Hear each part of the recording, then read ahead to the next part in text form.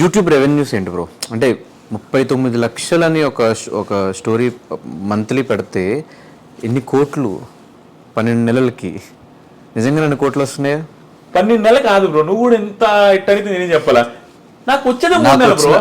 నాకు వచ్చిన నెల పేమెంట్ ఇదే అని చెప్పేసి ఒక వీడియో చూసాను నేను. ఒక నెలకి 39 లక్షలు వస్తుంటే మినిమం 30 లక్షలు వేసుకున్నా, సంవత్సరం అంతా అలాగే వస్తాయా? 3 నెలలే బ్రో. బిగ్ బాస్ రివ్యూ చేసి ఆ 3 నెలలు నా ఇన్కమ్, ఆ తర్వాత ఏముండదు, జీరో. ఆ 3 నెలల్లో వస్తుంది. ఆ 3 నెలలు ప్రతి నెల ఇట్లా వస్తుంది కదా. ఆ పర్టికులర్ మంత్ నాకు 39 లక్షలు వచ్చింది. మిగతా నెలలు కూడా ఎంతో కొంత వచ్చింది, బాగా వచ్చింది రెవెన్యూ, నేను ఆల్రెడీ చెప్పేశాను. కానీ ఆ 39 లక్షలే చూస్తున్నారు. కానీ ఎంత స్ట్రగుల్ బిగ్ బాస్ రివ్యూస్ అంటే, ఆ షోని 1 అవర్ చూసేదానికే చాలా మందికి ఏం చూస్తారు, 1 అవర్ అంటారు, 24 గంటలు చూస్తారు. 24 బ్రో. చూసే జనాలకు కానీ ఎవరికైనా ఒకటే మాట, నువ్వు దేంటైనా సక్సెస్ అవ్వాలంటే బీబస్లో ఫ్యాషన్ ఉండాలి. ఏది ఆ ప్యాషన్? డబ్బు సంపాదించాలి అనేదే ఉండాలా, దీంట్లో సక్సెస్ అవ్వాలనే ఉండాలా, నువ్వు ప్రమోట్ అవ్వాలి జాబులు అనేదైనా కసి ఎక్కువ ఉండాలి. ఆ కసి ఉంటే వచ్చేస్తుంది. బిగ్ బాస్ మీద బీభత్సమైన కసి. నాకు 24 గంటలు స్కిప్ చేసుకుంటా చూస్తూ ఉంటా బ్రో. పాయింట్ ఏదైనా వస్తే రాసుకుంటా మొబైల్లో. ఇక అదే పని రోజంతా. అంత ఎఫర్ట్స్ పెట్టుబడి వచ్చింది డబ్బులు, ఊరికే రాలా. ఆ 39 లక్షల కంటే 10 కోట్ల ఎఫర్ట్స్ పెట్టినాడా. అంత ఎఫర్ట్స్ పెట్టుబడి వచ్చినాయి. ఫ్యామిలీని మిస్ అయిన క్షణాలు కానీ, మా వైఫ్తో మాట్లాడలేదు, మా పాపతో స్పెండ్ చేయలేదు, మా నాన్నతో మాట్లాడేది లేదు, ఇంట్లోనే ఒక మూలలో కూర్చొని ఏసీలో కూర్చొని ఇంక నాన్ స్టాప్ రాసుకోండి. అంత స్ట్రగుల్ అయింది బ్రో. ఊరికి రాలా. ఎంతమంది బిగ్ బాస్ రివ్యూస్ చెప్పే వాళ్ళకు ఉన్నంత నెగిటివిటీ ఎవరికి ఉండదు. నువ్వు ఏమీ చేయని పుణ్యానికి నేను అంటారు, నువ్వు జస్ట్ నీ ఒపీనియన్ చెప్పవు. అసలు ఒపీనియన్ చెప్పడం ఏదో ఎవరికైనా రైట్ ఉంది. నువ్వు ఒపీనియన్ చెబితే నేను చెప్తారు. అమర్ని అంటావా అంటారు, ప్రశాంత్ అంటావా అంటారు. అందరూ అమర్కి పెయిడ్ అంటారు, ప్రశాంత్కి పెయిడ్ అంటారు, శివాజీకి పెయిడ్ అంటారు. ఓరే నాయన, నాకు ఇంత డబ్బులు వచ్చిందని 39 లక్షలు వచ్చిందన్నా కూడా నన్ను పెయిడ్ అంటారు. అయితే 39 వస్తే ఎక్స్ట్రా వస్తే తీసుకో అని. ఓరే నాయన, ఎక్స్ట్రా వస్తే ఎట్లా తీసుకుంటావు? ఇంత డబ్బులు వచ్చినప్పుడు 5,000 10,000కి కూడా ఆశపడతాడా?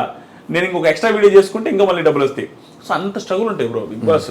హెవీ టఫ్ రివ్యూస్ చేయడం. ఫ్యామిలీ విషయానికి వచ్చేస్తే, మీ ఫ్యామిలీ వీడియోస్ అన్ని చూసినప్పుడల్లా చాలా బాగా అనిపిస్తుంది. కానీ చాలామందికి ఉండే డౌట్ ఏంటంటే, ఇన్ని లక్షల డబ్బులు వస్తున్నప్పుడు ఎందుకు మీ సిస్టర్కి ఇంకా ఆపరేషన్ చేయించకుండా ఇంకా అలా వదిలేయడానికి రీజన్ ఏంటి? పెళ్లి చేయకుండా తను అలా ఉంచేయడానికి, ఇంట్లో ఉంచుకోవడానికి రీజన్ ఏంటి? ఇప్పుడు చాలా మందికి ఆ క్వశ్చన్ ఉంది బ్రో. చాలా మంది అడుగుతూ ఉంటారు. నా రివ్యూస్, కవిత నగర్ వ్లాగ్స్, మా ఫ్యామిలీ వ్లాగ్స్ చూసే వాళ్ళకి కొంతమందికి అర్థమయ్యొచ్చు. కానీ చాలా మందికి అదే, ఏంటి ఇంత వస్తుందని చెప్పాడు, ఇంత సక్సెస్ అవుతున్నాడు, చెల్లెలకి ఎందుకు ఐస్కి బ్లైండ్నెస్ పోవడం కోసం ఆపరేషన్ చేయించలేదని. అది అవ్వదు బ్రో. చూపించాం. మాకు స్తోమత లేనప్పుడు కూడా చూద్దాంలే వస్తుందేమనేసి నెల్లూరు హాస్పిటల్ తిరిగాము, ఒంగోలు తిరిగాము, అట్లా తిరిగి చూపించినప్పుడు ఏంటంటే అక్కడ డాక్టర్లు చెప్పింది అంటే నర్వ్స్ చిన్నవి మా చెల్లెలకి. కళ్ళు ప్రాబ్లం కాదు, కళ్ళకు వచ్చిన నర్వ్స్ చిన్నవి. ఆ నరాలు చిన్నవి అవడం వల్ల నువ్వు ఐ మార్చి నా అయ్యో నీ అయ్యో ఎవరు చేసినా ఆ ఐకి ఉండే నర్వ్స్ అక్కడ లేవు. ఇప్పుడున్న మా చెల్లెలకు ఉన్నది, మా చెల్లెలు బ్లైండ్ ఎట్లా అంటే చిన్న ఐస్ బ్రో, ఇంతే ఉంటాయి. నువ్వు ఎంత ఆ పిల్ల ఇట్లా తెరిచినా కూడా ఇంత తెరిచినట్టు ఉంటుంది, చాలా చిన్నవి. దానివల్ల ఏంటంటే ఆ నర్వ్స్ అట్లానే వచ్చినాయి. ఇప్పుడు పెద్దవి మారిస్తే నువ్వు దగ్గర కోట్లోనేనో లక్షలోనేనో నువ్వు బిల్డప్కి మార్చావనుకో, ఉన్న ఐసైట్ 5% ఉంటుంది. మా చెల్లెలకి ఒక కన్ను ఇలా పెట్టుకుంటే కనపడదు బ్రో, ఇక్కడ వరకే.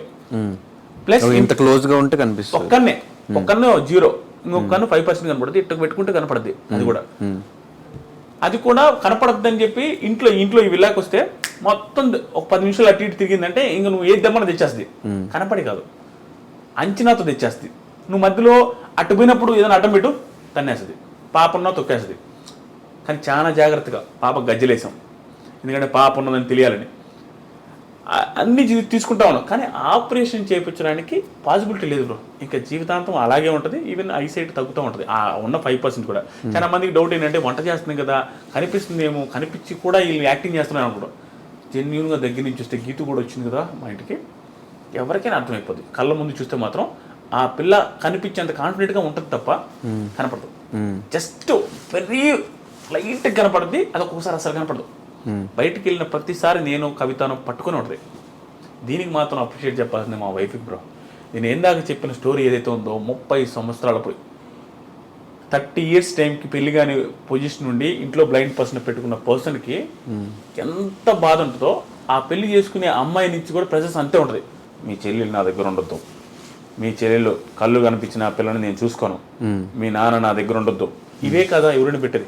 ఈ రోజుల్లో 90% 95% లేడీస్ పెళ్లి చేసుకునే ముందు నేను నీతో ఉండాలా, మన ఇద్దరం హ్యాపీగా ఉండాలా, ఆ పిల్ల ఈ పిల్ల ఉంటుందని పెళ్ళే చేసుకోరు.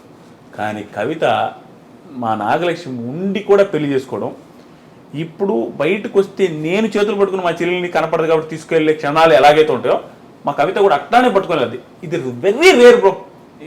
రాసిస్తా ఇలాంటి బాండింగ్. మా కవిత లాంటి పర్సన్ ఎంఎస్సి మ్యాథమెటిక్స్ అయింది, ఇంత పొగరు కానీ ఇంత ఓవర్ యాక్షన్ కానీ అసలు ఏముండదు. మా చెల్లెల్ని బంగారంగా చూసుకుంటుంది. బంగారం అంటే నువ్వు తినకపోయినా కూడా తీరుస్తుంది, ఏదైనా ఆలోచన తినకుండా అంటది.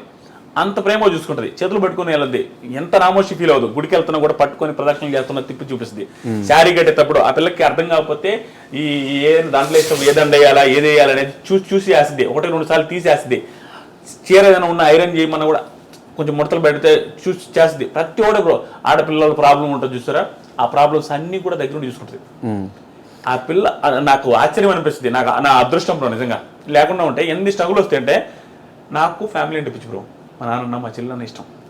అలాంటిది అర్థం చేసుకుని పెళ్ళం వచ్చింటే నేను ఎన్ని లక్షలు సంపాదించిన లైఫ్లో హ్యాపీనెస్ ఉండదు. ఏముంటుంది, నీ చెల్లెలు నాకు ఆడొద్దు, మీ నాన్న నాకు ఆడొద్దు అంటే నేను ఏం చేయగలను, నాకు హ్యాపీనెస్ ఉండదు. ఎందుకంటే నాకు ఫ్యామిలీ అంటే ఇష్టం. నేనుగా వదలలేను బ్రో. కొంతమంది ఎదవలు మూర్ఖులు, నేను ఈ పాయింట్ వచ్చింది కూడా చెప్తా, ఎలా బ్రో పేరెంట్స్ని వదిలేస్తారు? ఎలా బ్రో? ఎంత ఎదవలైనా చూసుకోవాలి కదా బ్రో. నిన్ను కని నీ వచ్చెత్తి పోసి నీ పెంట గడిగి ఇంత చేసి నీకు ఏది కావాలంటే ఇచ్చి ఎవడికి ఉండిపోయి సాకిన వాళ్ళు చాలా తక్కువ. లేకపోయినా సాగితే నువ్వు టైంకి వచ్చేసరికి నువ్వు కూడు పెట్టడానికి బాధపడితే ఎట్లా బ్రో? నువ్వు ఎదిగి నీ ఒక సిచ్యువేషన్కి వచ్చేసరికి మీ అమ్మ మీ నాన్న గట్టిగా 10 సంవత్సరాలు బతికేది చాలా మంది. ఆ 10 years చూడలేవా? 30 సంవత్సరాలు నువ్వు ఎన్ని ఎదవ చేష్టలు చేసుంటావు, అన్నీ చూసారు, నువ్వు చూడలేవా? అలాంటిది ఎట్లా వదిలేస్తారు? నాకు ఆశ్చర్యం అనిపిస్తుంది. నాకు మాత్రం బ్రో ఇంట్లో వాళ్ళు అంటే బీభత్సం ఇష్టం. నేను తిడతా మా ఇంట్లోనే, మా చెల్లిని తిడుతుంటా, మా చెల్లితో కొలుచుకుంటా, మా నాన్న అరుస్తుంటా ఏదైనా తప్పు చేస్తే. కానీ నాకు బీభత్సం ఇష్టం. అంటే వాళ్ళ గురించి ఆలోచిస్తే ఎక్కువ. కానీ ఎప్పుడు మీ ఫ్యామిలీలో మీరు మీ సిస్టర్ మీ ఇద్దరే కనిపిస్తారు, కానీ మీకు ఒక బ్రదర్ ఉన్నాడు. ఆయన ఎక్కడ మీరు ఆన్ స్క్రీన్ చూపించకపోవడానికి, ఎక్కడ చెప్పకపోవడానికి రీజన్ ఏంటి? రీజన్ ఏం లేదు. ఈ మధ్య కనపడదు. ఈ మధ్య చూపించక కూడా కనపడతా ఉంటాడు. మనం కూడా అయ్యప్ప సొమ్మాలేసి తెలిసాం. ఏంటంటే ఆయన విలేకరు, పల్లెటూరులో ఉంటాడు. మా అన్న మా ఊర్లోనే, ఊర్లోనే మా పొలాలంతా వ్యవసాయం చేసుకుంటా ఉంటాడు. జర్నలిస్ట్. సో అక్కడ ఉండిపోతాడు తప్ప దానివల్ల ఏం రిలేషన్ బ్యాడ్ ఏం లేదు. మాకు దేవుడు దయ వల్ల బ్రో చెప్తాను కదా టైం అని. ఆ టైం వచ్చేసరికి మా అన్న హ్యాపీగా ఉండు, మా అక్క హ్యాపీగా ఉండు, నేను హ్యాపీగా ఉన్నా. మా అక్క బేల్దారి మేస్త్రికి ఇచ్చి పెళ్లి చేసాం.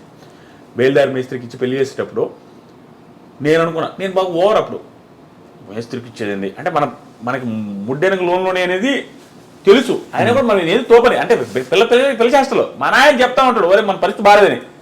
మేస్త్రికి ఇచ్చేది బేల్దారి మేస్త్రికి మంచోళ్ళకి అని. అంటే మన పరిస్థితి అసలు బాగాలేదు, ఆడ దొరకడమే కష్టమో అనుకుంటేమో నేను ఓవర్ చేసేది. కానీ మా బావ ఇప్పుడు కావల్లో బిజియెస్ట్ బేల్దారి మేస్త్రి. Time bro. వాళ్ళు బీభత్సమైన స్ట్రగుల్స్. వాళ్ళు హైదరాబాద్ చిన్న రూమ్లో ఉంటే ఆ రూమ్లోకి వెళ్ళి నేను ఉండేది. ఒకే రూమ్లో మా బావ తమ్ముడు, మా అక్కకి 2 పిల్లకాయలు ఆడుండేవాళ్ళు. నేను కూడా ఆడు పోయి 2-3 నెలలు ఉన్నా. చిన్న రూమ్లో బాత్రూమ్లు అన్ని 3 ఉంటాయి, 20 మంది 30 మంది అక్కడే ఉండాలి. అక్కడి నుంచి స్టార్ట్ అయ్యి 100 రూపాయలు కెరీర్ స్టార్ట్ చేసి ఈరోజు బిజియెస్ట్ బేల్దారి మేస్త్రి. ఇల్లు కట్టిస్తుంటాడు. టైం అంతే.